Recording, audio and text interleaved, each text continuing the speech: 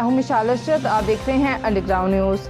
اور 38 ممالک سے پاکستان آمد پر آج سے مکمل سفری پابندی۔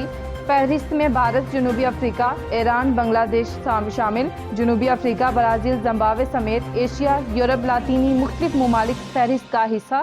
دیگر ممالک سے پاکستان آنے والے تمام مسافروں کا 72 گھنٹے قبل کورونا ٹیسٹ لازمی قرار دے دیا گیا۔ ڈائبٹیز فیڈریشن کی حکومت سے چینی سے تیار کردہ مشروبات پر ٹیکس دوگنا کرنے کی سفارش کر دی۔ حکومت پاکستان کو خط میں مطالبہ کیا کہ مصنوعی میٹھے یا چینی سے تیار مشروبات پر ایکسائز ڈیوٹی 20% کی جائے۔ پاکستان میں ذیابیطس کی شرح پہلے ہی 19% سے بڑھ چکی۔ ملک کی 1/3 آبادی موٹاپے کا شکار ہے، جس کے ذیابیطس کے مبتلا ہونے کا خدشہ ہے۔ مزید خبروں اور اپڈیٹس کے لیے دیکھتے رہیے انڈر گراؤنڈ نیوز۔